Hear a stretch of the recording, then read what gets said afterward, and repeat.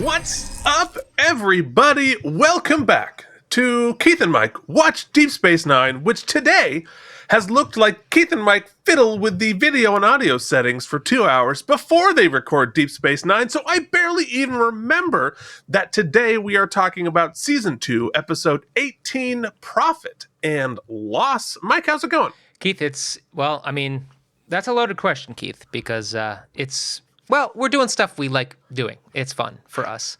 Constantly fiddling, because Keith and I do the show remote, and it's always, there's always something fun happening in the all of the middle bibbles and bobbles betwixt here and you through the internet. But regardless, Keith, we're back. I hate to break the illusion, right? But actually, Mike and I are not on the bridge of the Defiant. No, turns out. No. We're not sitting behind consoles aimed the wrong direction. Ben's baseball is not here, and Keith's not drinking here. Quark's girlfriend's favorite drink. Pepsi Zero? No. Look on your console. You have the drink. Oh yes, the Plasmobsian Sunrise or whatever the hell it is. Mm-hmm. Wow. Okay. Well, we are here. I'm excited to be talking about this episode. We took a week off for the holidays, but now we are back. Going to be really fun, Mike. So we've had a lovely holiday season and had a chance to appreciate the people who appreciate us, Mike. Who's appreciating us, especially this week? Keith, it's always our patrons. You can join them at patreon.com/K&M. It's Brian Kaufman. It's Casey Clark. It's CloudLover69. It's Jason Moe. It's Andrew Hayes. It's Jorge Navoa. It's Anne, the Mysterious. It's Worf and his boot shivs. It's CRM Productions. It's Charles Babbage. It's at Grim_Toys. It's at Delusions at Noon. It's Eric Wilson. You can join them. They get all kinds of fun stuff on the Patreon. They're getting a new AMA, I think, tomorrow, if not Wednesday, which would be the day this airs. So go figure, whatever that means. Time travel. But hey, patrons and non-patrons alike, we do other shows on the channel. We look at Keith's Star Trek toys and custom Star Trek toys on the weekly. That drops every Saturday. And then on Mondays, you get a little K&M Geekly, which sometimes is a geeky topic, and sometimes, Keith, is a full-blown therapy session. It's just guy talk. Talk. It's like it's basically like, one of those like great talks you have in the bar, but we just weren't getting drunker as we were having it. Yeah, that's true. And I want to say how heartfelt so much of the response has been to that latest episode. We really appreciate everybody reaching out and letting us know that you listened and that it touched you in a way. So look, we're wishing the best for all of you out there in this new year and for the channel and to keep growing the channel. So we got to do what we do, Keith, which is over-discuss every episode of Deep Space Nine, and we've been on vacay, and it's time to be back. That is true. So this episode, Season 2, Episode 18, Profit and Loss, aired on March 20th, 1994. The top song, and this time while I was, I do my research, I do all of my stuff, I popped on the top song because I didn't remember it, and then I was like, no offense, not that you need my affirmation because of the mountains of money you made for this, but not a fan of this song. Mike, why don't you sing a little song of The Sign from Ace of Base? Oh, well, Keith, hold on. I haven't seen it yet. Let me look. Oh, I saw the sign, and it opened up my eyes. I saw the sign. Nothing's gonna Spanish me. Spanish me. That was back where you belong. That wasn't good. No. But to be fair, this time your source material, I don't know why I find it so grating. I think it's partly the arrangement. I was like, oh man, I remember this, and I remember being happy that we're 30 years from that song. Yeah, well. All right, no offense, Ace of Base, if you're watching and you're a fan, I firmly apologize, and I will say I'm wrong because clearly everyone else liked it. So yeah, it was a big hit. The top movie, ready for this? Naked Gun 33 1/3, The Final Insult. All of the Naked Guns run together to me, so that doesn't help much. Was that the one with Enrico Palazzo? I have no idea. Yeah, okay.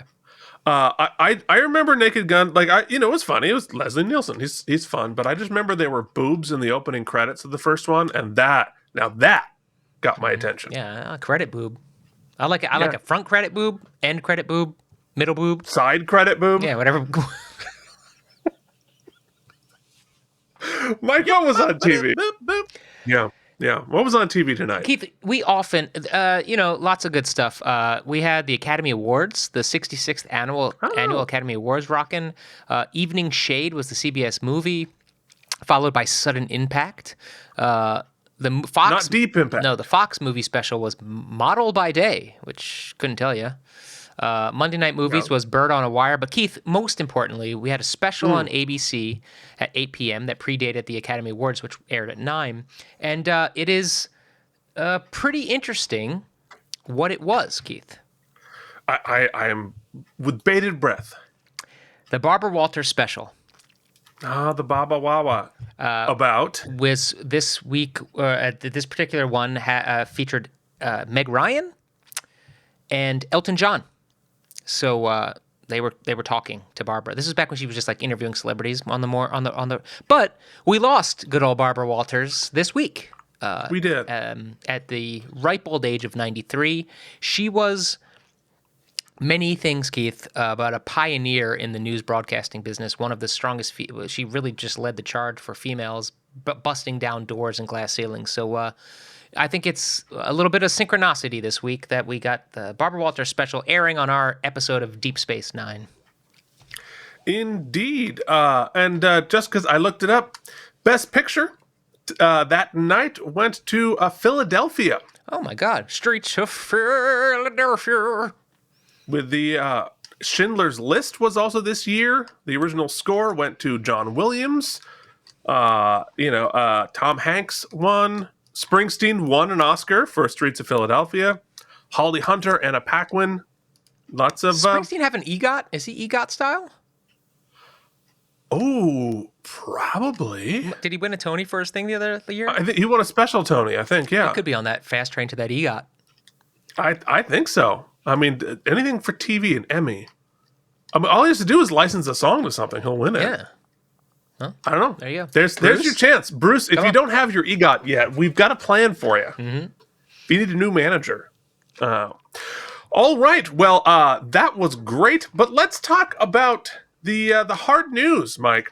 Yeah. The hard news. And this week on the Weekly World News, we found out that a two-headed mom is pregnant. Is the baby apparently, it appears as though it's not in the headline, but it does appear as though the baby is also two-headed. Mm-hmm. It runs in the family. I mean, if you put your heads together, you can really see the joke there. Mm-hmm. See what I did? Do I see Beavis and Butthead down there on the lower third? They are. I got to move out of the way. Oh. They are blamed for a bowling ball murder. Okay. Yeah, well, they were up to no good. Mm-hmm. But the headline, so important, they moved the title of the magazine down. So big news. So keep in mind, I hope they're doing well. Yeah, they're probably. I mean, what do they got to be in their? They got to be like 30 now, right? Yes. More than For sure. So, and so she had the kid. She's got another baby coming. That's 3 people, 6 heads. If you're keeping track, if you've got your abacus out there, want to know how many heads and how many people. All right. So, Profit and Loss was directed by Robert Weiner. This is his only episode, Weimer with an M. Only episode of Deep Space Nine, though he did 8 episodes of The Next Generation. It was written by Flip Colber and Cindy Marcus. Both of them, this is their only Trek, with an uncredited teleplay by Gordon T. Dawson, who wrote this and the episode Shakar coming up in season 3. So, Mike, do you feel like it's time for a certain flavor of trivia? Always. Now, Keith, waste your time with trivial trivia. All right, so this is interesting. Okay. While they were filming this, a 6.7 magnitude earthquake hit at 4:31 a.m. 4:31 a.m. And you'd be like, I see what you did there. Wait. You have to do that, and then we have to Star Trek. Yeah, get ready. Yeah, ready. That's really good. kind of worked. It kind of, well, I mean, it's exactly what they do on the show, so it works every bit as well as Star Trek did. So I know what you're thinking, Mike. At 4:31 a.m., there's no way this affected anybody. Oh, they shoot late though. No, they don't shoot late. This was actually the morning for them because Armin Shimmerman and Mary Crosby and other heavy makeup actors were already in the chair getting made up. So, look, you want to play Quark?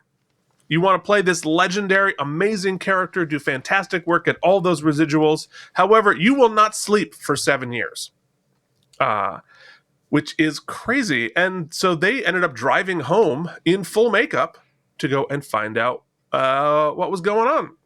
It did delay production for a couple of days once they sorted everything out. So this episode was originally a direct parallel of Casablanca. Yep. And was titled, Here's Looking at You.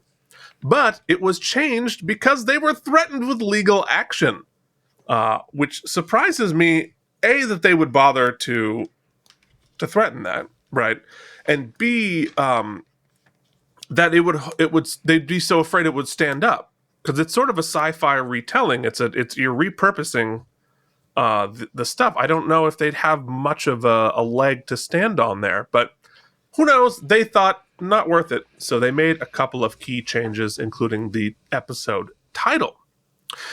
So next up, Mary Crosby, who plays Quark's love interest here, has two really interesting pieces of trivia about her. One, Mike, do you remember who shot JR? Yeah.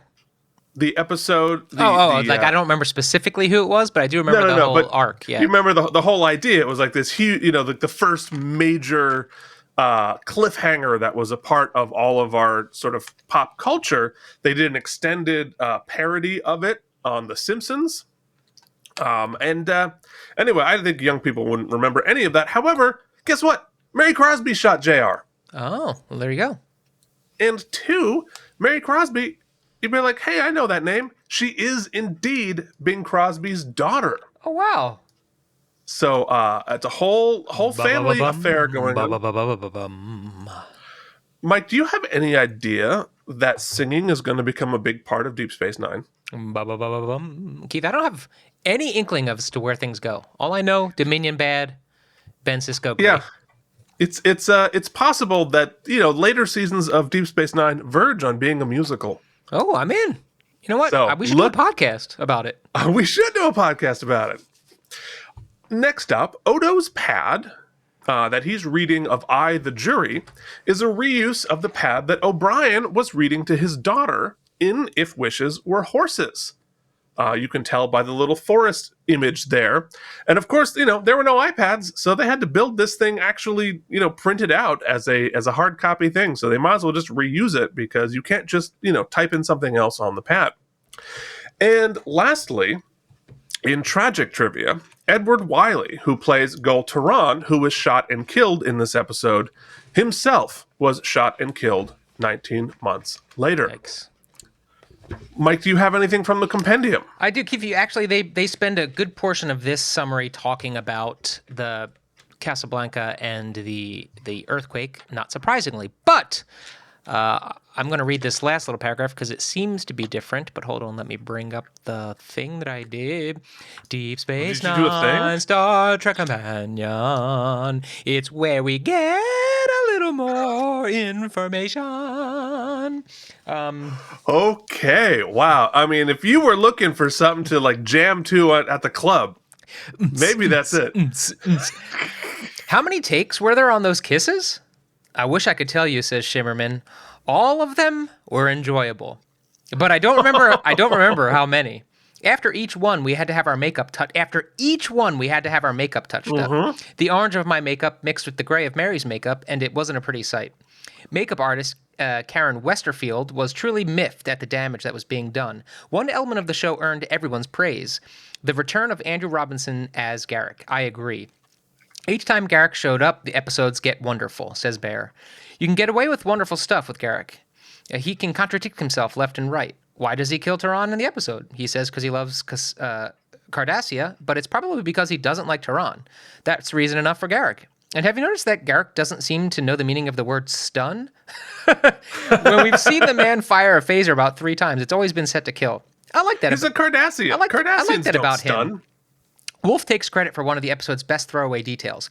Odo's choice of reading material, the top of Act 5. Although the copy of Mickey's blah, blah, blah, blah, blah, we know that. You already told us that. Profit and Loss also notes the first use of the name of the Cardassian Central Command.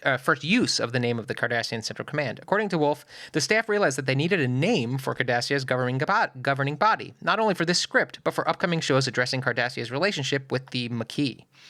We always assumed that Cardassia was a military dictatorship, says Wolf, so we went back and forth about what we wanted and finally came up with Central Command.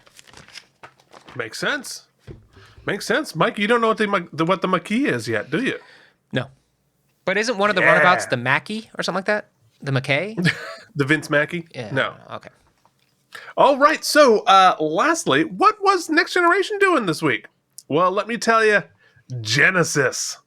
Another one of those odd season 7 episodes where everybody de-evolves. Oh, okay. Have you seen that one, Mike? No, haven't. Yeah. So if you ever wanted to know what everyone looked like completely de-evolved, there's your chance. Okay. Our guest stars this week are the aforementioned Mary Crosby as Natima Lang, Andrew Robinson as Garak, Michael Riley Burke as Hogue, Heidi Swedberg as Recolin, and Edward Wiley as Turan. So, Mike, sing us in, buddy. Well, Keith, let's do it. Ba ba ba ba ba ba ba ba ba ba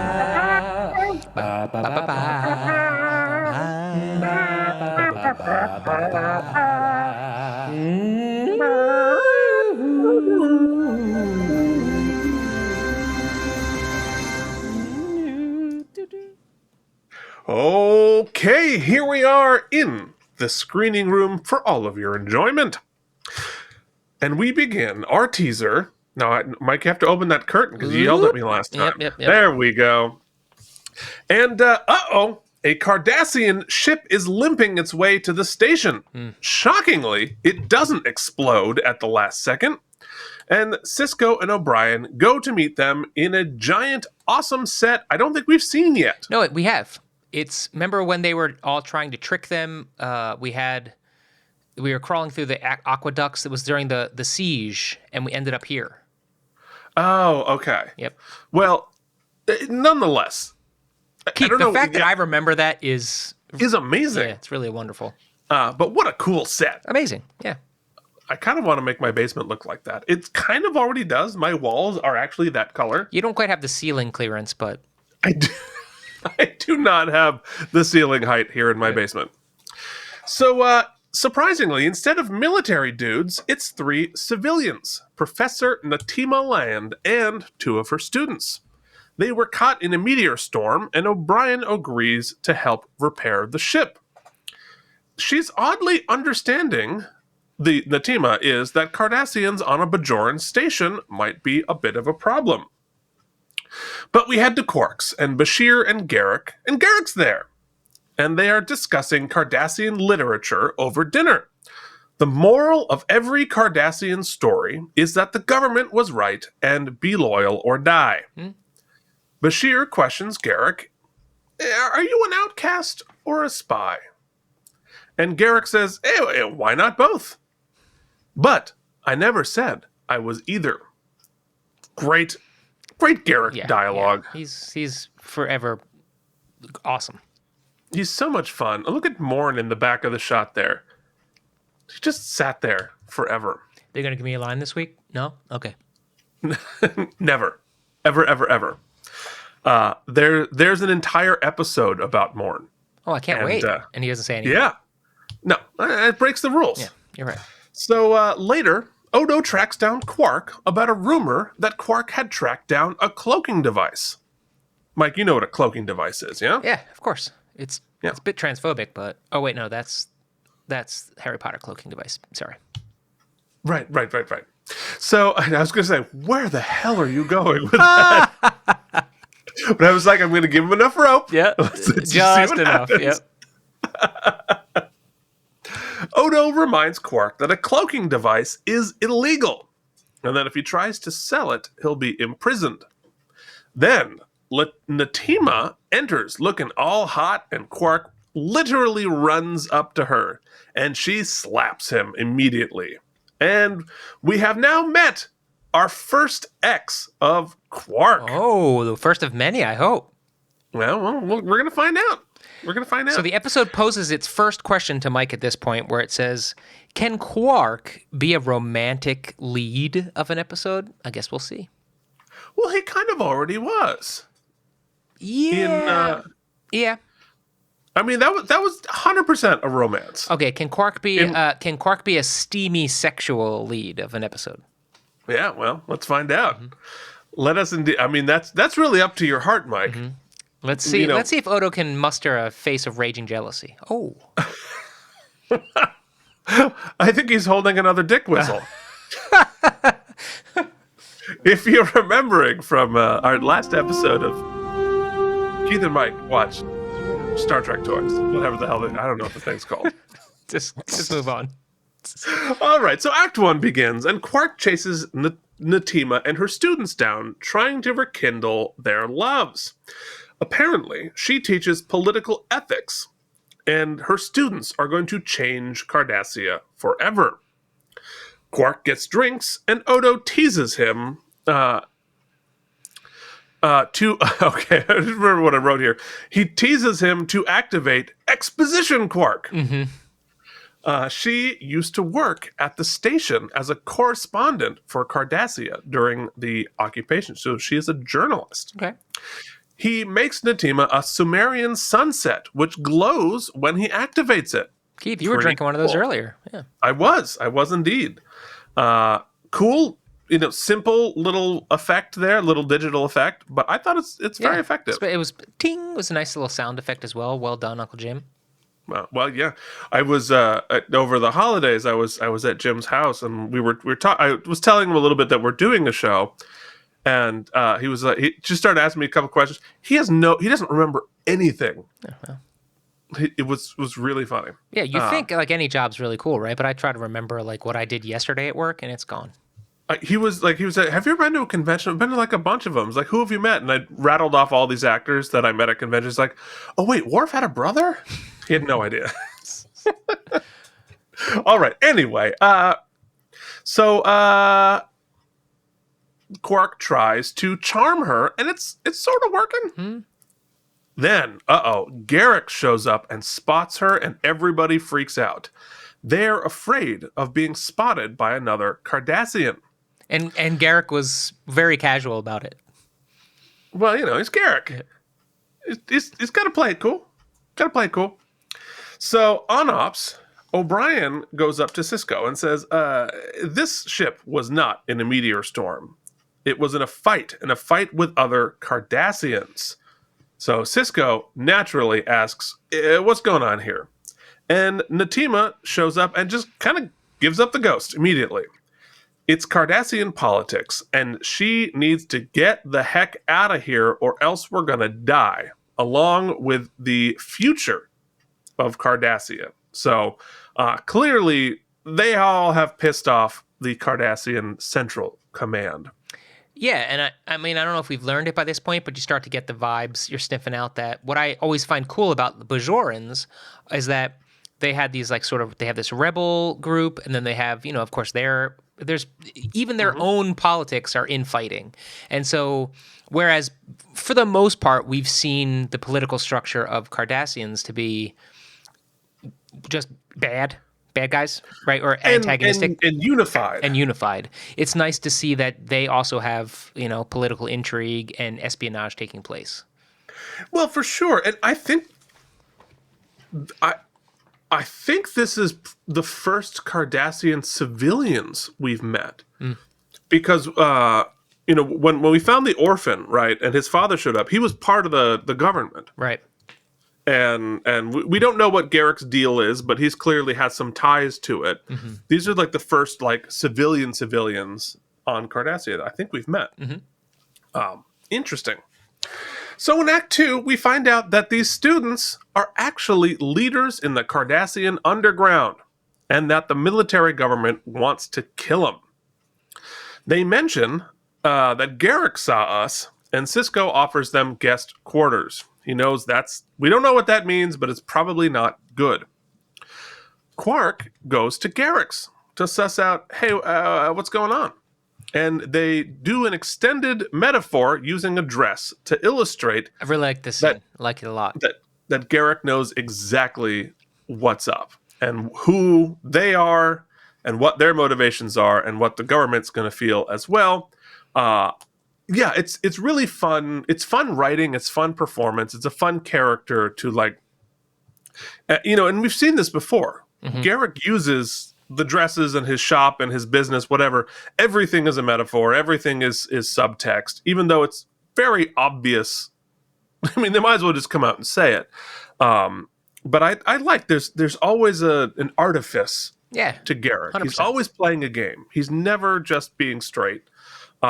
In several ways, and that's really fun. All right, where are we? So Garak offers some advice. He vaguely threatens Natima and says her friends are going to get her killed. Quark then goes to offer help to Natima. He says he owes her for lying for him. And she says he was doing a brave thing by selling food to the Bajorans. So obviously Quark was not supposed to be selling food to the Bajorans during the occupation. So it's also like it's so perfectly Quark because it's half heroic, right? He wasn't giving food to the Bajorans. He was selling food to the Bajorans. So, half hero Quark. But she appreciated it, and that's why she protected him. And turns out they were in love. But she says he betrayed her because he stole money from Cardassia using her name, which is not good. It's not cool. You probably shouldn't do that to your girlfriend, especially with the Cardassian government, who is pretty quick with the off with her head kind of a deal. However, he regrets betraying her trust, and he wants to follow her anywhere, even though she's part of the Cardassian underground. She continues to resist. So what do you think of their relationship here? Did you buy it? Were you feeling... Yeah, I actually really enjoyed that she kept trying to hide behind the veil of it was just lust, and he's being a little cocksure of himself and trying to be like a Lothario, but in reality, it seemed... Here's what I think. I'm going to just plant the seed here, and we'll talk about it more specifically later. Yeah. I really believe what Armin Shimmerman pulls off in this episode is nothing short of staggering. Because he has to, most literally wear all of this prosthetic, but also he's playing that, a sort of version of that in theory as well as in his performance, because right here he's kind of blustering and he's overselling his love for her to hide the actual vulnerable love he has for her that we see later. There's so many layers, and for him to be doing it in this sort of grotesque makeup and still let us see behind what he does with his face and with his performance in this episode, I really just think is staggering. The levels of intimacy and attraction and all of the stuff, and the way they sell it is really a testament. I think it's the steamiest, most realistic romance we've had on the series thus far. Way more natural and steamy than Kira and Bareil. And what's his nuts? Bareil, yeah. And I think there's an interesting parallel here between Quark and Garak. Right, because there's so many different layers of bluster and layers of different types of lie, and Garak does it through I'm lying with a wink, so you know that I'm lying. And Quark does it with a lot of bluster. He does it with a lot of sort of fronting. And I love that Anne pointed this out about her, in the episode where he's like, I like those ladies, blah blah blah blah. But it's all kind of a front, and so he's which fronting. Actually shows a lot of actual intelligence to Quark or evolution, because we've come to learn. And even at times we see Quark this way, that he's very much that the Ferengi way is the only way, right? Their profit loss motivation is the prime what do you call it? The prime objective at all times. But Quark Quark has sort of learned to use that as a veil, but actually he's evolved to a point where he kind of goes between those worlds, that there are times where his heart and his friendships and whatnot supersede that, but he's able to use that belief that it's always about the bottom line to his advantage, if that makes any sense. For sure it does, because like the Ferenginess of it all, they're playing checkers. Quark is playing chess by pretending to play checkers. Yeah, right. Anyway, really interesting. So on Ops, O'Brien says, ship's ready to go, but then, what shows up but a Cardassian attack ship about to attack. And they're about to open fire on the station, and then, the simple tailor, Garak, just shows up on Ops and says, I think we should talk. Someone really needs to fix that doorbell. Really? Cue Cisco side-eye. Look at that. I mean, so much face. I mean, the facial expressions on these screenshots are amazing. So in Act 3, Garak says that Latima's students aren't students at all. They're terrorists, and that Cardassia wants to keep this internal. Also, unrelated to any of this, what's going on with Cisco's uniform here? There's a seam much further down the right shoulder than the left. Go to like the one of these shots. I think earlier. It's very. I think literally. Yeah, right here. Oh yeah. See the seam going down one side, but not the. I think it's partly lighting. I think partly he just needs to adjust his uniform. But I was really, fixated on that. I don't know why. I'm just weird. So Garak pretends. No. I'm just a tailor. Continuing, but we all know what's happening here. So Cisco is not going to give up any political refugees, and if they try to force it, he will respond in kind. Then Garak decides to counter with offering Cisco a suit. We head to Quark's, and he brings the students Kanar. But they won't talk to him because Natima said so. But Quark dangles the idea that he can get them off the station safely. Quark goes around checking if the mug or a bowl is Odo, smartly. That's awesome. And offers... how would he tell? How would he tell? I mean, there's so many questions about, like, Odo's mass. He knows the taste and the smell. Okay. He's just going around licking everything. Odo? Well, fair enough. Gross. Anyway...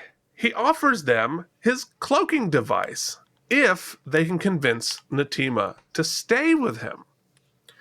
Quark then goes to talk to her, and she says, I'm not staying. She says, you're gonna love me. Yeah. Well, she says, I don't love you anymore.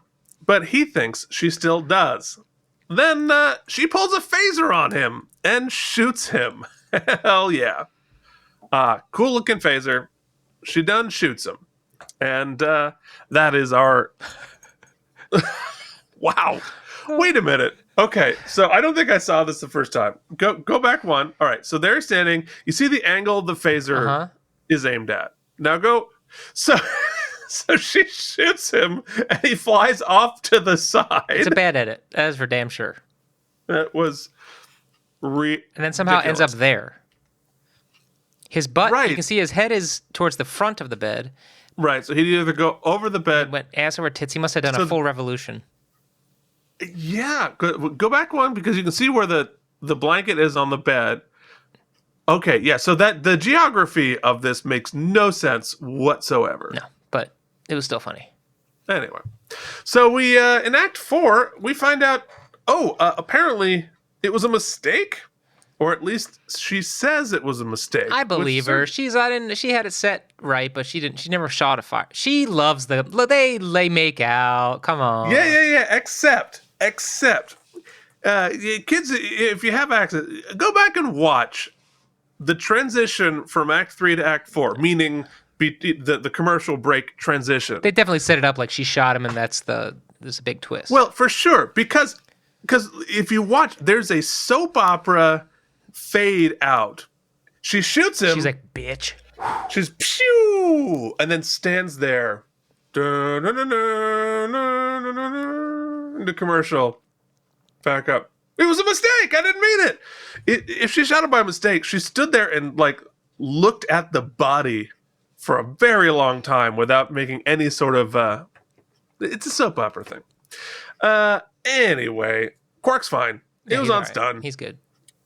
And now she says she's sorry and she does love him. Cue the kissing and endless makeup touch-ups. But she's torn because the movement is her life now. But they do take some time to reminisce about their long-lost love. Then she does agree to stay.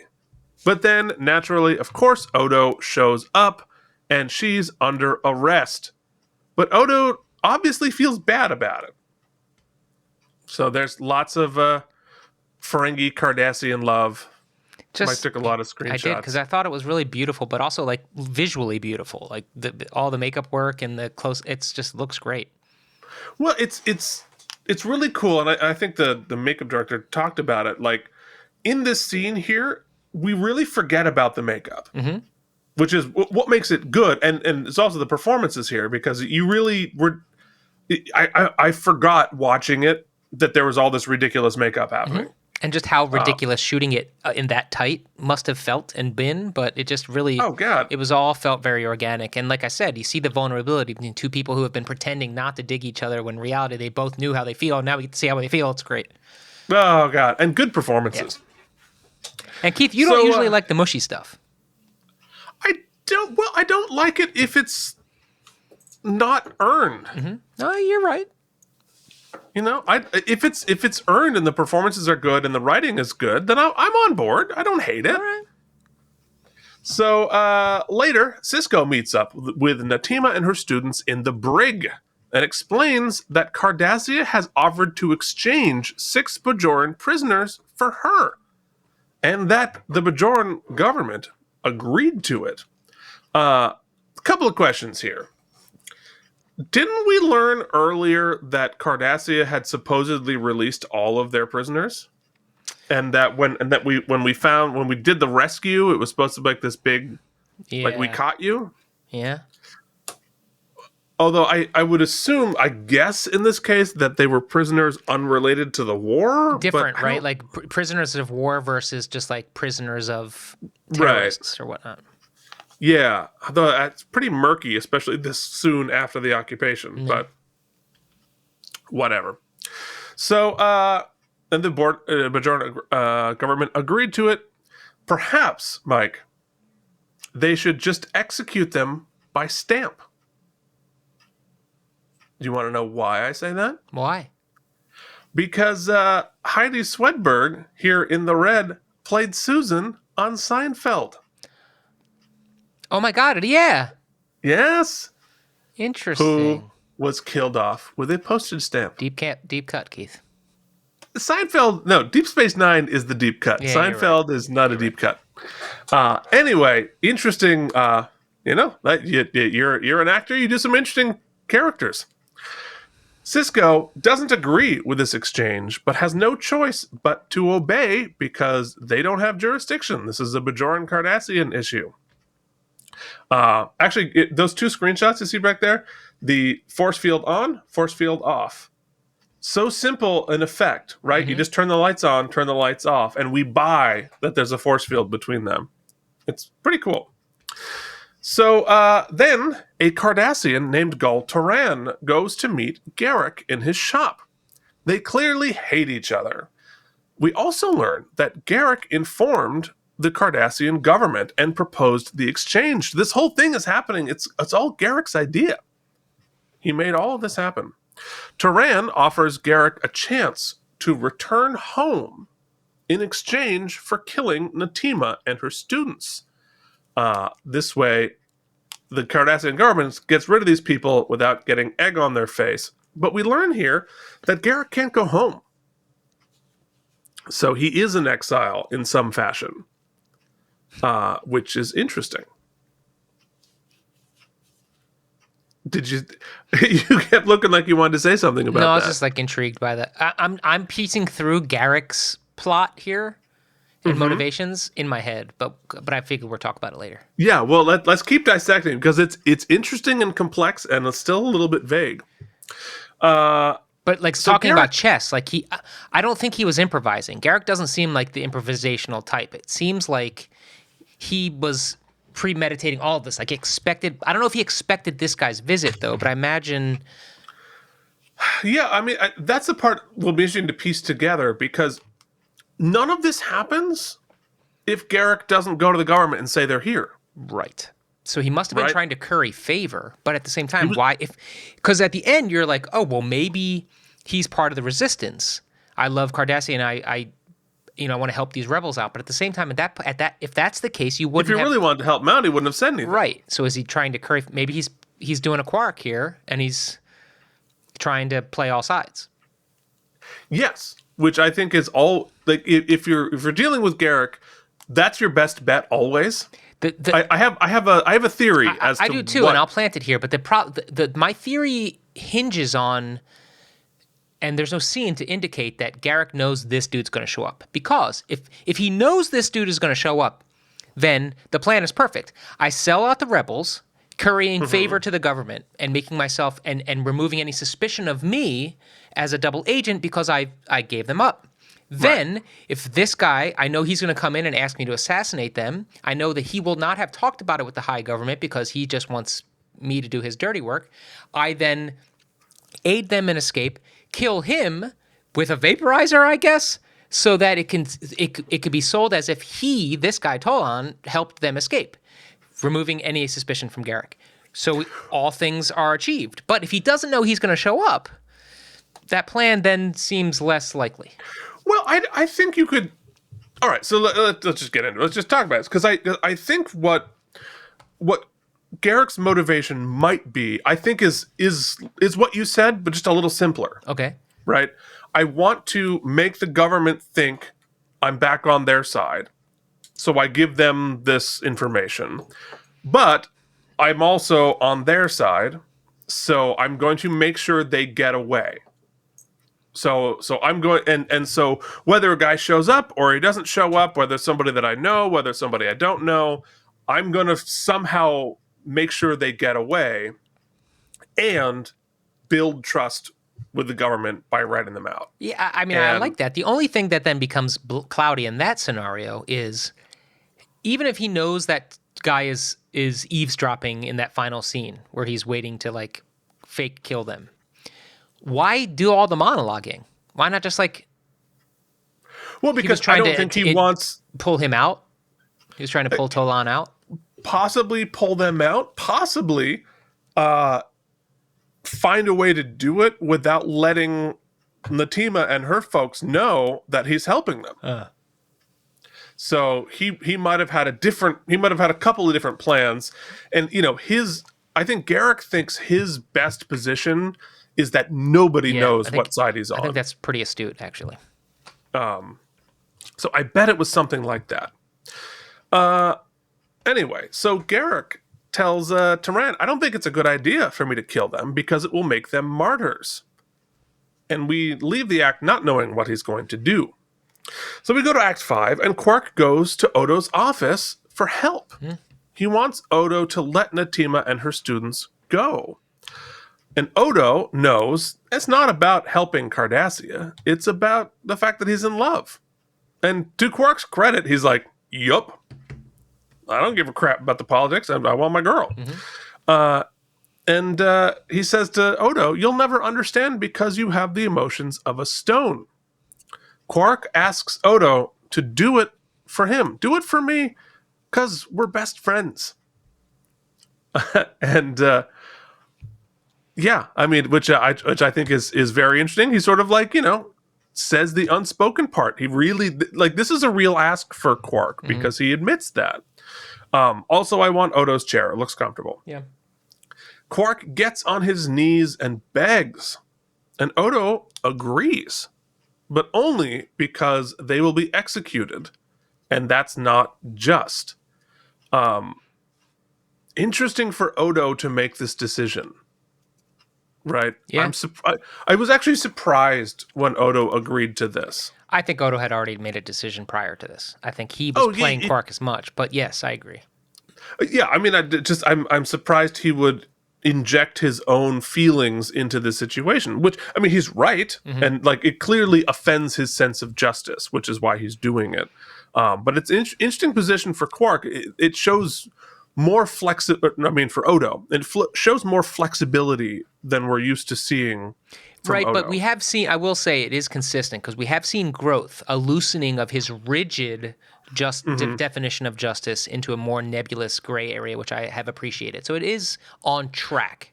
Well, it's his sense of justice overriding the rules more often, where it used to be he followed the rules, now he follows justice. Yep. And those are sometimes competing masters. Quark is thrilled because if he's doing it for justice, it's not a favor. And you don't owe me, or I don't owe you shit. Gotcha! And he hugs Odo. Odo asks, how are they going to get away? And Quark admits he has a cloaking device, of course. Also, if you go back one, we get some really interesting images on Odo's security cameras. And you see in the shot behind them, it sort of flips through some of the security cameras, which all of which appear to be external. Yeah, and those back there, it looks like we got. There's all kinds of whatever. The graphics department really nails it all the time. That's the top 10 wanted list. And I wonder if, based on we're seeing the security scroll going here. It's all external shots of the ship. Or the station. I bet the Federation has a no internal security camera just running on a loop. They must have different surveillance rules because they've learned from the surveillance nightmare we all live in real life today. So Quark and Odo release the force fields and release Natima and her students, and Odo wishes them luck. They head to the docking ring when Quark opens an airlock, of course, there is Garak with a phaser. What the hell is that? I don't know. It's spam, guys. I'm getting spammed. It's probably Quark.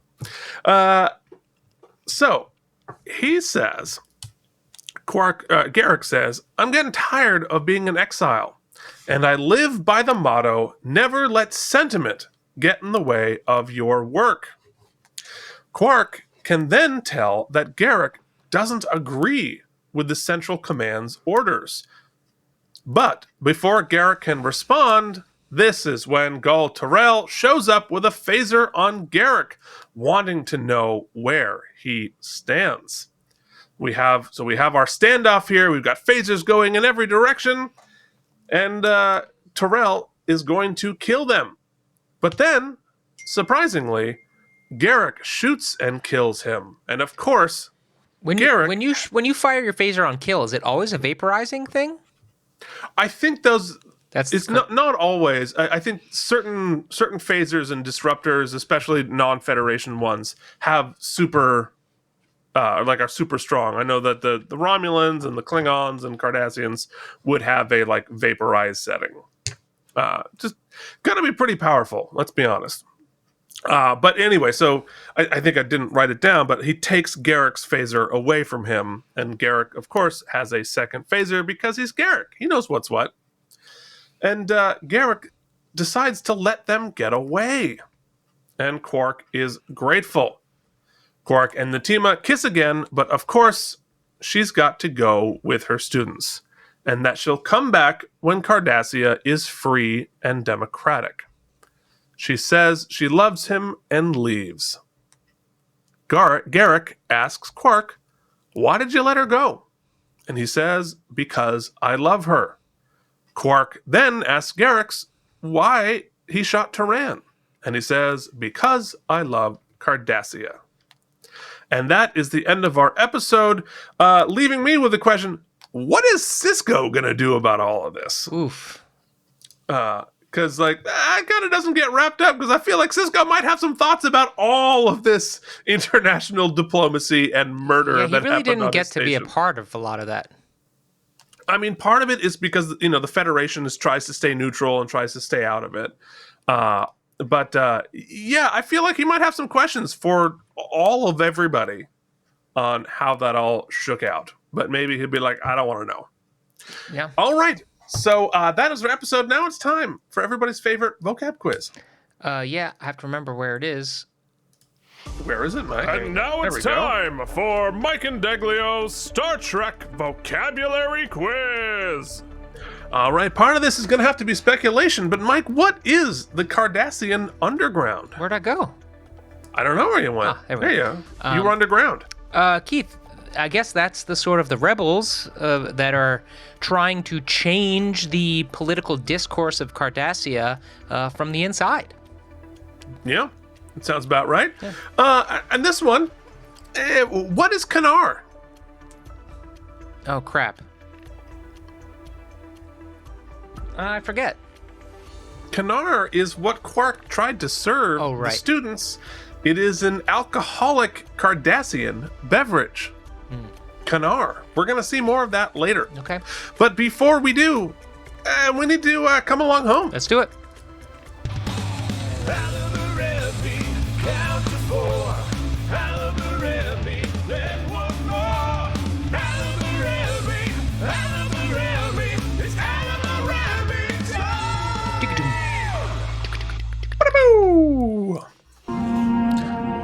All right.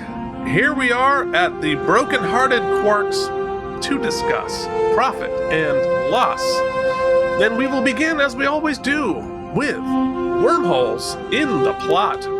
Mike, did you find any wormholes in this plot? I didn't have many, to be honest with you. I think the machinations of everybody's motivations is more my questions, but we've kind of pieced through a lot of that. I guess once again, there's sort of like with all this political stuff happening, you'd think that Ben and Starfleet and Odo would have more of kind of like a finger on the pulse of what's happening. And it's funny too, I guess, and this isn't a wormhole, but I recognized it this time, is for as much as Ben's in control, he can't, it doesn't seem as though he can truly override what the Bajorans want to happen to a lot of stuff. No. It's because it's a Bajoran station. So it's a unique position for a captain to be in, or a general Star Trek lead to be in, because usually they're the last word. Like Picard makes the decision, right? Yeah. So interesting. Well, I think part of it is because Picard makes the last decision to a point, but the Federation makes the final decision on the ship in that world. But here we're on a Bajoran station, so the Federation even doesn't make these final decisions. They're an embassy, right? So you have control over the people in your embassy, but you don't have control over the country around you. Mm-hmm. And that really does, you're right, it puts them in a very difficult position, so that all of the decisions that Cisco makes, if they are not directly over Federation matters, they're political. Right. They're sort of under the, with the, agreement of the Bajorans. So yes, I think for me, it's not a wormhole in the plot. It's just the dynamic between the students, the underground leaders, and Natima was strange. Because if they're the leaders and they're the ones they have to save and rescue, didn't really seem like leaders. They didn't really talk. They didn't really do anything. They just sort of like sat around quietly and did whatever she said. So I'm not quite sure why isn't she the leader? Why are they the leaders? What are they doing? Were they pretending to be, sort of beta?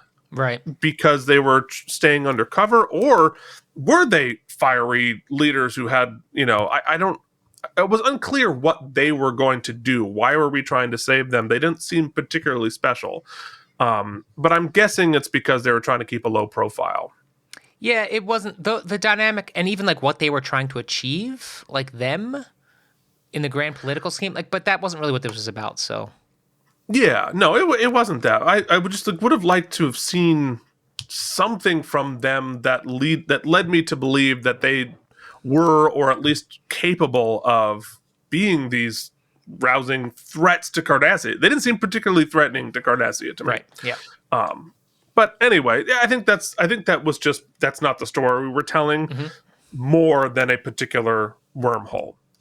Mike, what was our best moment? There's a lot of great stuff. I love every time Garak is on screen or opens his mouth. I think that I want to say that right up front. But that's not the scene for me this episode. I thought I was actually going to say every romance scene with Quark and Fatima, because it was great. But I'm not going to say that either. For me, the best scene in this episode was the scene with Quark and Odo. Because they each are playing at subterfuge, but at the same time, it's the most authentic we've ever seen Quark.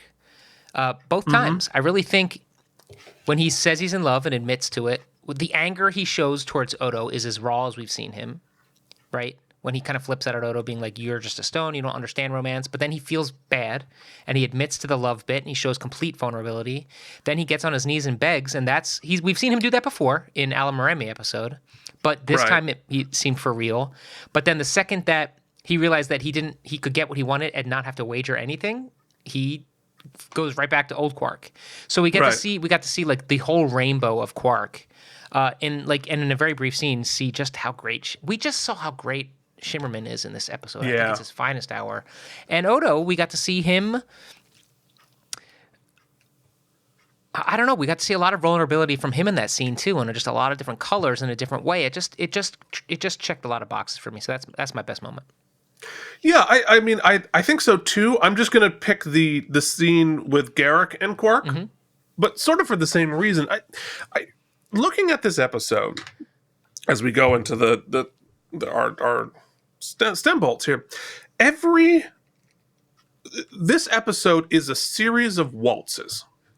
It's a series of dances, and we have these scenes. It's Quark and Natima, and you have multiple layers of things happening there. Are we frozen on your side? Are you still there? I am. You're back. Oh, you're coming back. I'm back. Why are you dying? Hooray for me! I'll come back. Am I back? I'm not back. Is my OBS? What's happening here? No, I don't think it's OBS. Oh, it could be. Oh, yeah, no, it totally is. Hold on. There I am. Oh, I was for a second. What's happening? We're gonna get you back. We're gonna get you back because I don't want to. I'm coming back. All right. So I was saying that little dances, little waltzes. You have Quark and Natima. You have multiple layers of communication happening, multiple layers of lying and truth and honesty, and they're sort of like a tit for tat. Then you have Quark and Garak. Same thing. We're talking about a dress, but it's not a dress. We're talking about this. It's a dance. It's a waltz. You have the same thing happening with Quark and Odo. It's a little dance where I'm gonna go here and I'm gonna step back. I'm gonna go here. I'm gonna step back and be vulnerable. Gonna be whatever. And even Garak and Turan. Same thing going on there. No one is speaking directly about anything. It's all these little dances, all these little mambas we're doing with each of these characters. And I think it makes it very interesting.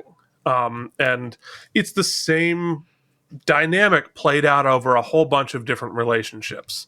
And I really like that about that. Okay. Well, Keith, why don't you... I guess I'll go. You got to follow the rules, buddy. Right. Yeah, so I have to separate this because, like I said, I was just mesmerized by everything Shimmerman does in this episode. He sort of plays the romantic lead, the sex lead, the adventure lead. He's sort of swashbuckling in this episode a little bit. He's got a little Indiana Jones to him. Right. All the Garak stuff. Like, the plot, I think it actually ends up being more interesting in theory than it is in practice. Like, there aren't actually huge stakes at play. Like, I mean, obviously their lives are at danger at some point, but, like, we don't even know what they're really doing. Like, But I loved it, and I think I loved it mostly because, you know, we've talked about some really deep idea episodes and some ones that moved us emotionally, and I did, my heart wasn't breaking for them at the end. Like, it wasn't like a romance that I was that kind of invested in. I really feel like I knew Shimmerman was good, but he was great in this episode because he had to do all different kinds of stuff. He had to play like 6 different stock characters, right?